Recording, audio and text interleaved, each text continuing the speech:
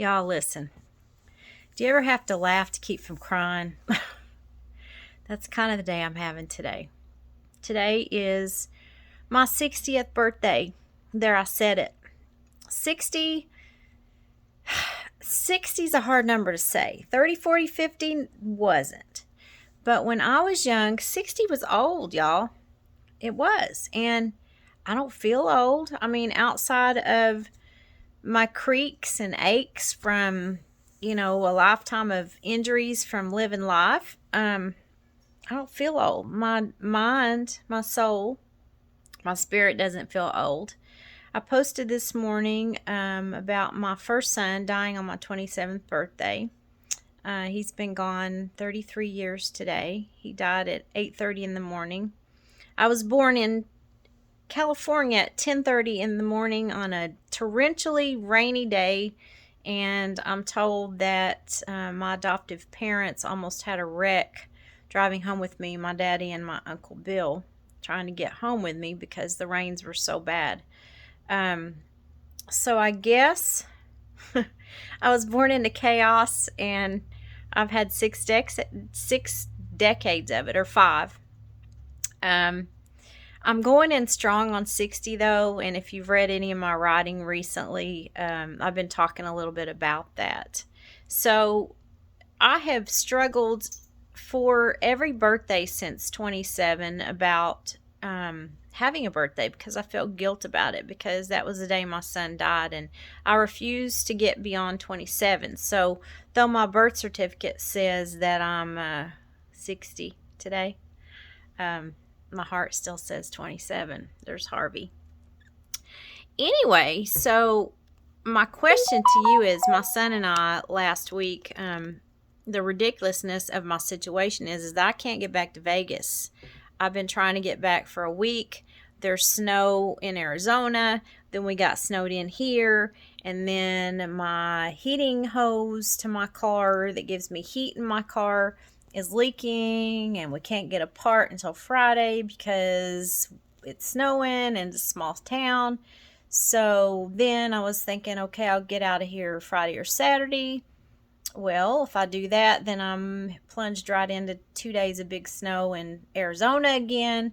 So, and then snow here again Monday. So I may be stuck here another week, y'all. And I'm just making the best of it at this point, just rolling with the punches, as my mama used to say. Um, but it is getting to the point of being ridiculous because I'm ready to go. I mean, I really, I'm half packed and I'm ready. Harvey's ready too. Look at Harvey. He's ready. Harvey. Harvey. Anyway, y'all, here's my point today after all my rambling. The other day I was talking to my son. We were talking about my birthday. Oh, it's another thing. I was supposed to go have lunch with him today, and the heat wouldn't come on in my car because of the hose, and it's like 14 degrees out, so didn't get to do that. But if I'm here another week, then I'll get to go. Um, also got up and tried to make my own birthday cake this morning, which was my cake that my little granny made for me every year, and I even had her bundt pan I was going to make it in, and it was an epic fail. So those are the things I'm laughing about. But I'm laughing. The one good thing was that when I was out thrifting the other day with my friend, I found two beautiful pieces of amber sandwich glass that are part of the set that my mama got when I was a little girl, and that I got to help her pick out the pieces to. And she's been gone over 20 years, and I had to take my stepdad to court to get these dishes and a few items from her after she passed. So I cherish the dishes, and I'm adding the few pieces that I have left, I'm adding to the collection. And we found two big pieces, and I'll show you in the reel that I'm going to do at the end of today. But I felt like Mom was with me today in finding those pieces of glass. And so I went out to the cemetery today, and I visited with her and my aunt and my granny, the ones that raised me, and my son. So it wasn't a bad day, and I'm going to finish on a good note. But here's the point, getting to my point.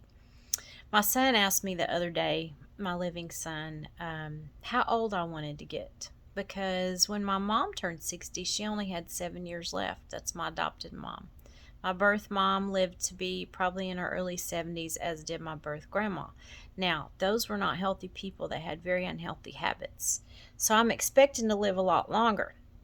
And I told my son that I wanted to be 97.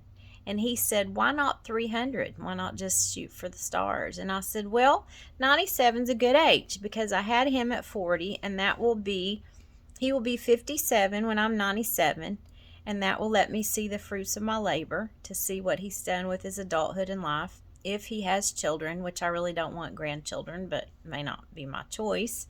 And here's the thing, guys.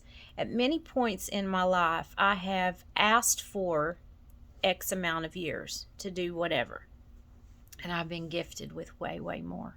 So in my mind, asking for 97's not being greedy at all. And maybe I'll get more. My little granny lived to be 91, and she was still getting on her rooftop and cutting branches off for trees. But whatever time I'm given, and this is what I want you to think about today. What do you want to do with the rest of your life, however long that is? Do you want to be fruitful and accomplish things? Do you want to just ride it out, just sit around till you die? Do you want to touch people? What is it you want to do?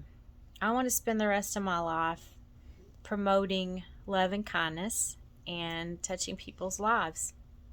And I want to have adventures and go out with a bang. That's the way I want to do it. 97. So I'm sending you guys the biggest love, and I want to tell you thank you for all the birthday wishes. My phone started blowing up at noon yesterday from all my online friends in India, and I've consistently had messages for over 24 hours since.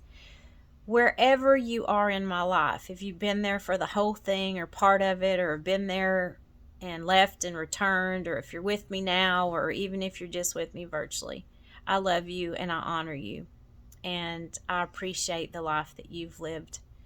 Let's just all hold hands and jump into this next part together, okay?